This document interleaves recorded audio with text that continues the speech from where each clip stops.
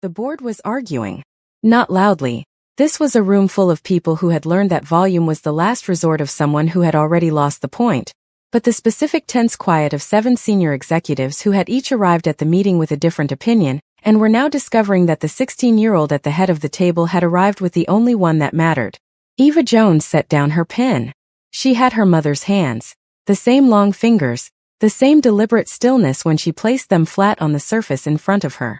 She was wearing a soft champagne silk blouse and tailored slate blue wide-leg trousers, her braids pinned up in an elegant structured style, small gold earrings catching the sole boardroom light. She looked, by every visible measure, like someone who had been doing this for 20 years. She was 16 years old. She had been doing this in the specific way that mattered since she was 11. "Mr. Park," she said. Her voice had not changed dramatically from the voice that had said, "We don't have an understanding, we have a phone call," to a man who had spent 30 years making people afraid. It had simply grown into itself. The Southeast Asian expansion is not a question of whether. It is a question of sequence. My mother built this company on the principle that trust preceded transactions. We enter Vietnam first. Not because it is the largest market, but because it is the market where the relationship infrastructure already exists. Indonesia follows in Q3.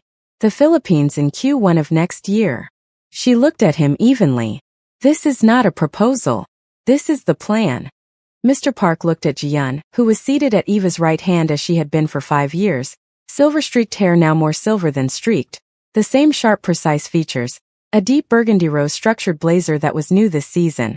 Jian looked back at Mr. Park with the expression of someone who had stopped being surprised by Eva Jones approximately 4 years and 11 months ago. "The plan," Jian confirmed. Mr. Park sat back. The room recalibrated. Eva picked up her pen, made a note, looked at the next item on the agenda, and then, without announcement, without any of the theater that lesser people used to signal their arrival, the door at the back of the boardroom opened. "Welcome to Black Silk Stories, the home of Afro-Korean stories that hit different. Subscribe, drop a comment, and do not go anywhere. This is only the beginning." Chi Won-kwon at 17 was, and Eva would never say this out loud because he was insufferable enough already, exactly what she had known he would become. He was taller. Not dramatically, just the specific quiet height of someone whose body had finally caught up with the authority that had always been present in him. He was wearing a crisp cobalt blue fitted shirt and tailored cream trousers, dark Oxford shoes, the thin watch on his left wrist that had never changed because some things were simply correct from the beginning and required no revision. His hair was exactly as it had always been, neat, precise, immaculate. He carried a leather document folio under his left arm. He sat down at the back of the boardroom without a word, opened the folio, did not look at it, looked at her. Eva felt it, the specific awareness of being looked at by someone who had been looking at her since a night flight 5 years ago and had never once looked the way other people looked, never with any of the calculation or performance or agenda that other people brought to the act of looking at Eva Jones. Just attention. Complete and unhurried and entirely its own. She did not look back. She finished the meeting. Afterward, in the corridor outside the boardroom, Jian touched Eva's arm briefly and said, "You handled Mr. Park well," which from Jian was the equivalent of anyone else standing and applauding. "He'll come around," Eva said. "He already has," Jian said. "He just hasn't told his face yet."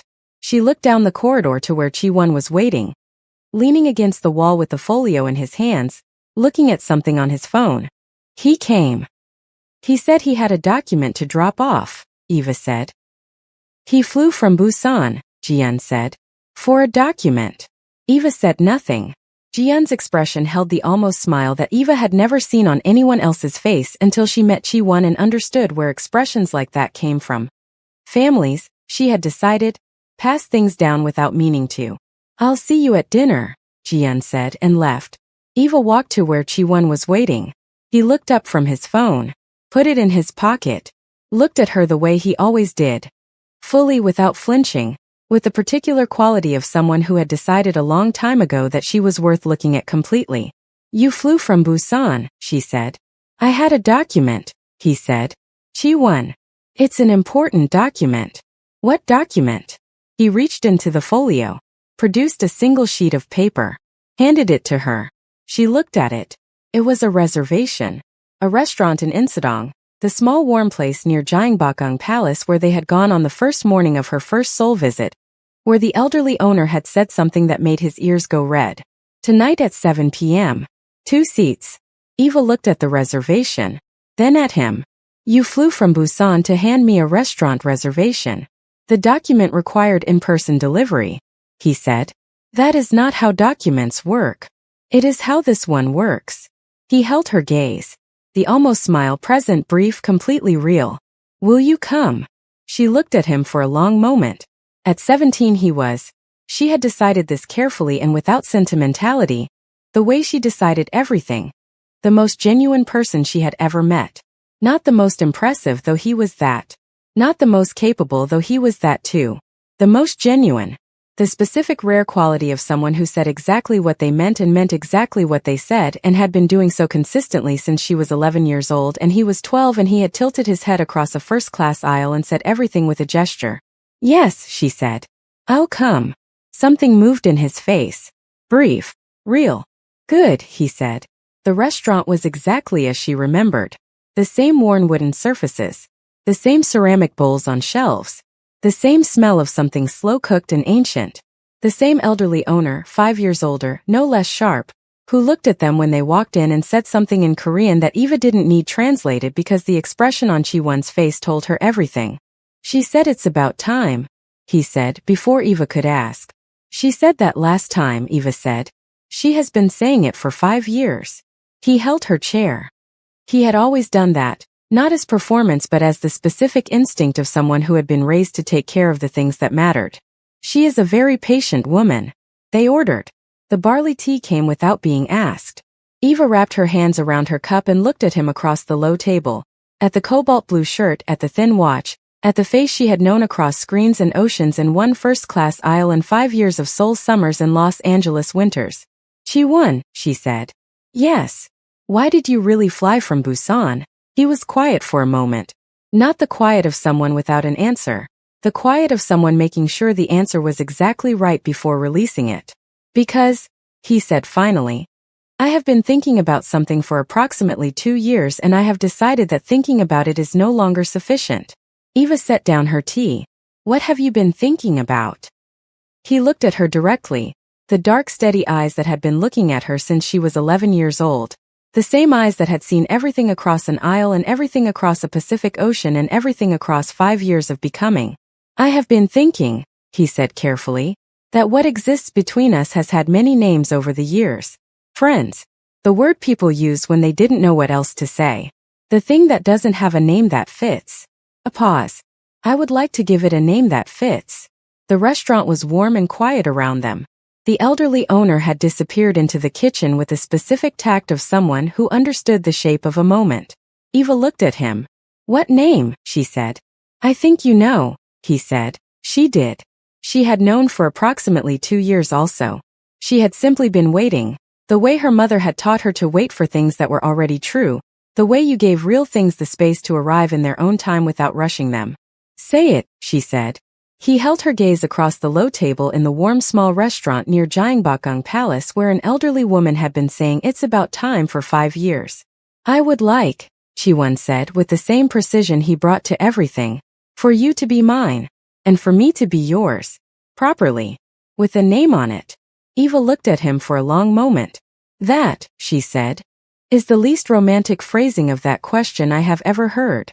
I don't make promises, she finished. I know. You make facts. She picked up her tea. Chi-won. Yes. Yes, she said simply. The almost smile arrived. Stayed. Became the real one, full and brief and completely unmanaged. The one that made him look exactly his age, exactly himself. Exactly the boy who had tilted his head across an aisle because she was alone with something and that was unnecessary. Outside the small restaurant, Seoul moved through its evening, alive and preparing and completely itself. Inside, something that had been building since a night flight 5 years ago finally, quietly, found its name. 10 years later. Eva was 21 when she understood completely what her mother had meant about the door. Skincare is just the door. Once people trust your skin, they trust your brand. Once they trust your brand, they trust you with other things. The Amelia Jones Group, she had renamed it 3 years ago, formally, with the board's unanimous approval and Ji-yeon's quiet satisfaction, was now in 14 countries. The Seoul headquarters occupied an entire floor of a building in Gangnam, with her mother's name on the lobby wall in brushed gold letters. There were 37 products in the core line, 12 in the luxury tier, and a foundation bearing her mother's name that had funded the education of over 800 girls across sub-Saharan Africa and Southeast Asia. Emilia Jones had said the world would trust her with other things. Eva had decided the other things would matter. She was 21 years old and she was, by every visible measure, exactly who her mother had faced forward toward all those years ago. She was also, on this particular Tuesday evening, sitting on a bench beside the Han River in Seoul in an elegant emerald green wrap midi dress, her braids up in a sophisticated style, simple gold earrings, watching the city reflect itself in the water, because Chi-won had said, "Meet me at the river at 7, and she had come without asking why because she had stopped asking why 5 years ago and had never once regretted it. He arrived at 7 exactly. He was wearing a sharp olive green suit and a white dress shirt open at the collar, no tie, polished shoes, the thin watch. At 22 he was, and she still thought this carefully and without sentimentality, the person he had always been becoming. The patience had deepened. The precision had not diminished. The almost smile had learned, over 5 years of being with her, to arrive slightly more often and stay slightly longer. It was still brief. It was still worth more than anyone else's full one. He sat beside her on the bench. Their bench. The same bench from a December evening 5 years ago when the sky had burned orange and gold above Seoul, and neither of them had needed to fill the silence with anything. They sat for a moment without speaking. Then Eva said, "This is the bench." "Yes," Chi-won said. "You brought me back to the bench." "Yes." "Chi-won." She looked at him. "What are you doing?" He reached into the inside pocket of his olive green suit jacket, produced something small, set it on the bench between them, not in her hand on the bench the way he did everything, deliberately without theater in exactly the right place. A ring. Simple. Elegant. A single oval stone deep green, the color of something chosen with complete intention, set in brushed gold. The most beautiful thing she had ever seen and the least surprising thing that had ever happened to her simultaneously. She looked at it, then at him. "This is not a question," he said. "I don't ask questions when I already know the answer. This is a fact." He held her gaze with the dark steady eyes that had been looking at her since she was 11 years old. "The fact is, I have been yours since a night flight 10 years ago. I have been making decisions with you in mind since before I knew that was what I was doing. I have flown from Busan for a restaurant reservation and stayed on the phone until every danger passed and tracked a flight from 5:47 a.m. and compiled a 17-stop itinerary, and I have never once, not for a single moment in 10 years, wanted to be anywhere other than exactly where you were." A pause. The absolute stillness of him. "I would like that to have a permanent name now." Eva looked at the ring on the bench between them. At the Han River catching the evening light. At the city her mother had walked into at 25 with nothing but a decision. At the man beside her, who had been a 12-year-old boy with a book he wasn't reading and had become, through 10 years of choosing her in every way available to him, the person she had known from the very beginning he was going to be. She picked up the ring. "Chi-won," she said. "Yes." "This is a fact," she said. "Yes," he said. "Then yes," she said. "This is a fact." He took the ring from her hand and put it on her finger with the same deliberate care he brought to everything that mattered. Then he looked at her. At 16 years of knowing her across every distance and every danger and every ordinary extraordinary day in between, and said quietly and completely, "Always." She looked at the river, at the city, at the ring on her hand, at the man who had set her name in a room when she needed it said. "Always," she said back. Seoul kept moving around them, alive and preparing and completely itself. The Han River caught the evening light. And on the bench where an 11-year-old girl and a 12-year-old boy had once sat and watched the sky burn orange without needing to fill the silence, two people who had chosen each other across 10 years and a Pacific Ocean sat in the last of the evening light and let the fact of it settle into its permanent place. 15 years later, the rooftop of the building where Emilia Jones had chosen to live was not, on the morning of Eva's wedding, the private access keyed space that Eva had described to a Seoul prosecutor during the worst week of her life. It was something else entirely. Debbie had been up there since 5 a.m. Not decorating. The florist had handled that the previous evening, white and gold arrangements climbing every surface, soft fabric draped between the rooftop pillars, the Los Angeles skyline serving as the backdrop that no florist could have improved upon. Debbie had been up there since 5 a.m. because she was Debbie, and this was Eva's wedding day, and there was simply nowhere else she was going to be. Mr. Tony was at the door. Of course he was. He was wearing a crisp dark charcoal suit. The first time in 15 years Eva had seen him in anything other than the plain working clothes of a man at his post, and he was standing at the rooftop entrance with the specific steadiness of someone who had been standing at doors his entire professional life and understood that some doors mattered more than others. This one mattered most. Inside the building, in the room that had been Amelia's bedroom and was now a getting-ready suite, Eva Jones stood in front of a full-length mirror and looked at herself. She was 26 years old. She was wearing an ivory and gold wedding dress that had taken 8 months to design. Not because she had been indecisive but because she had known exactly what she wanted and had refused to compromise a single element of it. The silhouette was clean and structured, the way she liked everything. No excess, nothing that didn't earn its place. The ivory fabric was woven through with threads of gold that caught the light without announcing themselves. At the neckline and cuffs, subtle details drawn from traditional Korean textile patterns, her specific private acknowledgement of the life she had built across 2 cultures and 2 cities and 1 Pacific Ocean. Her braids were down and long, threaded through with small gold details that Debbie had spent 2 hours placing with the specific care of a woman for whom this was the most important task she had ever been given. She looked at herself in the mirror. She looked, she thought, like the person her mother had been facing forward toward. Eva. Debbie's voice from the doorway, raw and trying not to be. It's time. Eva looked at her reflection for one more moment. Mom, she said quietly, to the mirror, to the room, to the sandalwood diffuser Debbie had placed in the corner because of course she had. Look what we built. Chi-Won was already on the rooftop when she arrived. He was standing at the far end of the aisle, because there was an aisle, a simple one, white petals on the rooftop surface between 2 rows of the people who had earned the right to be here. He was wearing a perfectly tailored ivory suit with subtle gold threading at the lapel, traditional Korean design elements woven into the cut of it. His specific private acknowledgement of the same thing hers acknowledged. His hair was exactly as it had always been. The thin watch was on his left wrist. He was completely still. He was 27 years old and he was the most elegant thing Eva had ever seen, and she was absolutely never going to tell him that. When she appeared at the rooftop entrance, Mr. Tony holding the door, his jaw set with the effort of a man containing something that wanted very much to be visible, Chi-Won looked at her. The almost smile arrived, stayed, became something she had never seen on his face before. Not the full smile she knew, not the brief real one, but something beyond both of those, something that had no name in either of their languages, the specific expression of someone seeing the most important thing they have ever seen arriving toward them and having no adequate response except complete stillness and complete presence. She walked toward him, the Los Angeles skyline behind him, the morning light on everything.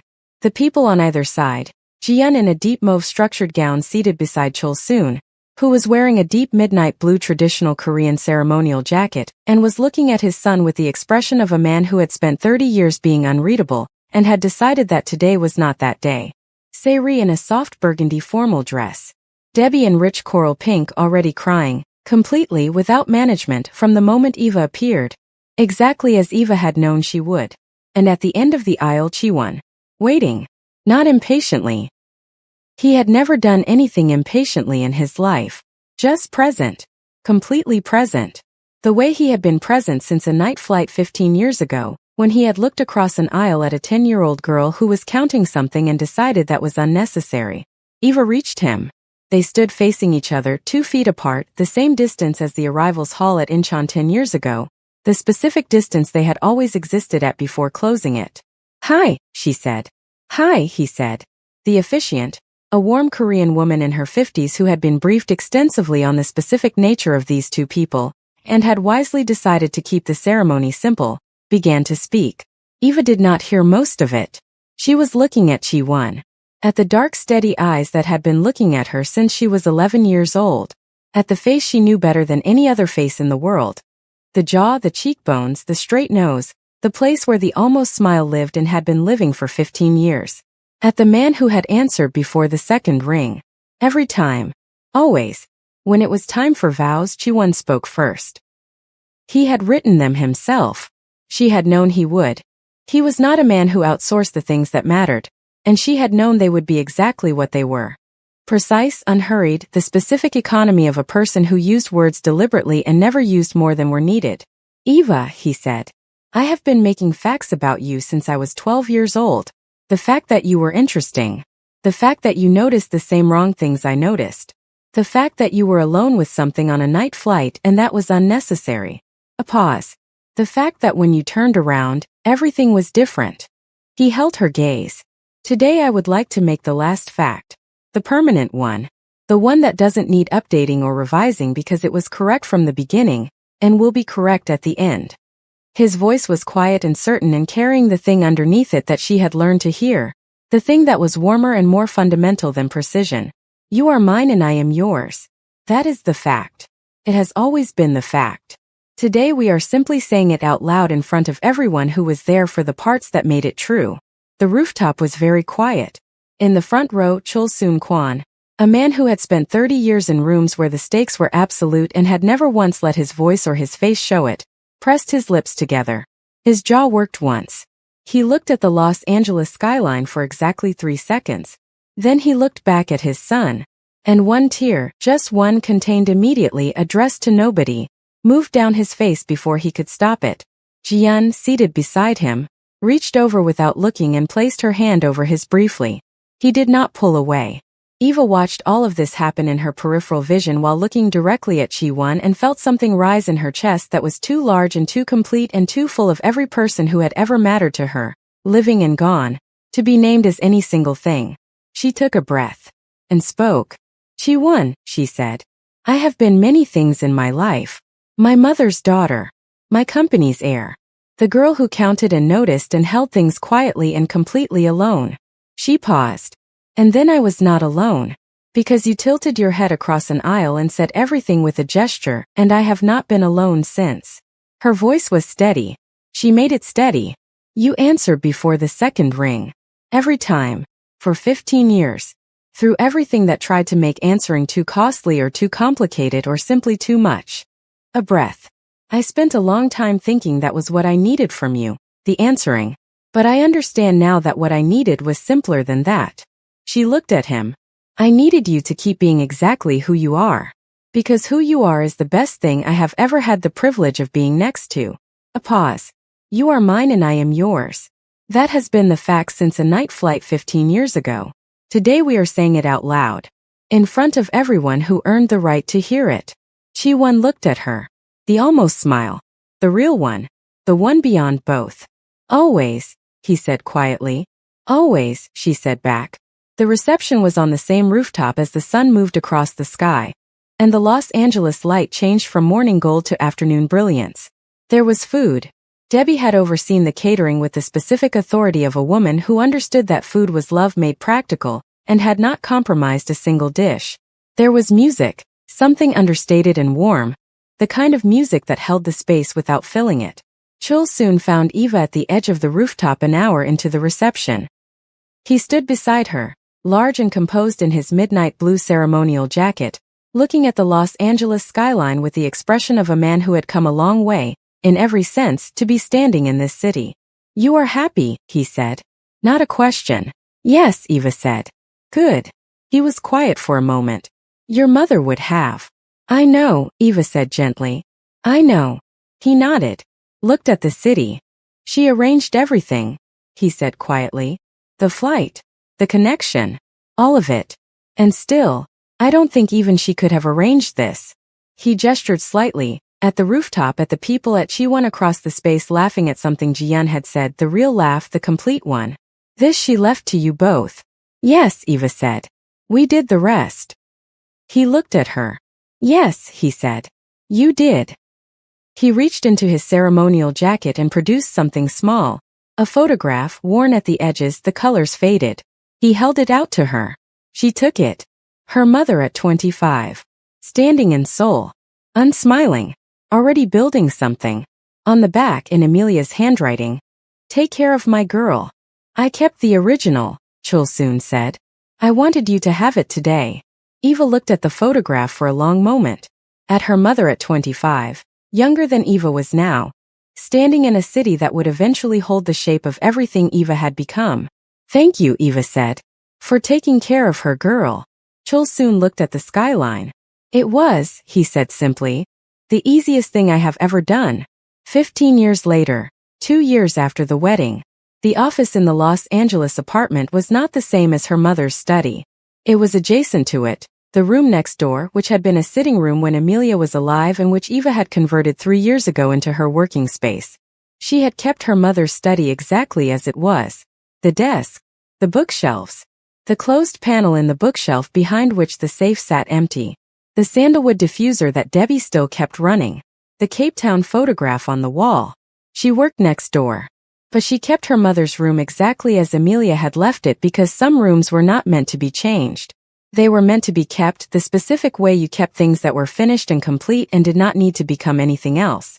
Eva's office was different from her mother's study in one significant way. It had a small play corner in the far left, a soft rug, a low shelf of books and toys, a bean bag in the shape of something that might have been a bear and might have been something else entirely, about which Mia had very strong opinions that changed daily. Mia was 2 years old.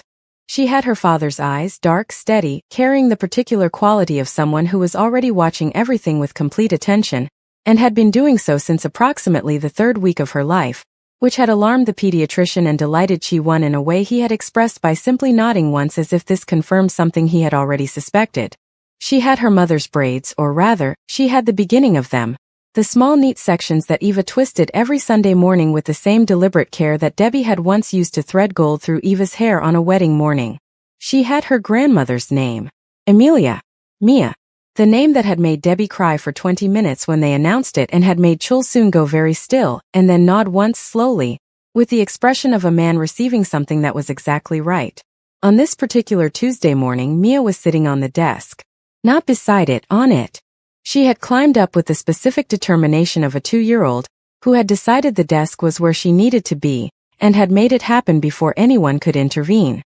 She was sitting cross-legged beside Eva's laptop, playing with a small wooden toy that Chi-Won had brought back from a trip to Kyoto, completely unbothered by the 3-page market analysis open on the screen in front of her mother. Eva was reading the analysis and eating toast and occasionally moving Mia's toy back from the edge of the desk when it migrated too far. Normal. Ordinary. The specific beautiful ordinary of a life that had been built from everything extraordinary. "Mia," Eva said, without looking up from the screen. "The toy stays on the desk." Mia looked at the toy. Looked at the edge of the desk. Looked at her mother. Pushed the toy slightly closer to the edge. "Mia." Mia pulled it back. Looked at her mother with dark, steady eyes that said everything without saying anything. The specific expression of someone who had made a decision, and was simply waiting for the right moment to execute it.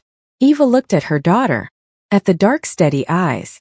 At the complete unhurried patience of a 2-year-old who was, Eva had accepted, going to be exactly like her father in every way that would simultaneously delight and exasperate her for the rest of her life. "You are so much like him," Eva said. Mia smiled, wide and sudden and completely unmanaged, the specific smile that was all her own, that belonged to nobody before her and would belong to nobody after. The smile of a small person who was entirely herself. Eva's heart did what it always did when Mia smiled. Completely. Without management. The door of the office opened. Chi-Won, in a deep mahogany-fitted sweater and dark tailored trousers, the thin watch on his left wrist, his hair exactly as it had always been, looked at the desk.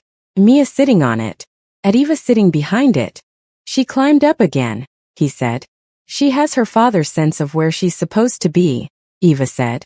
"She has her mother's determination to get there," he said. He crossed to the desk.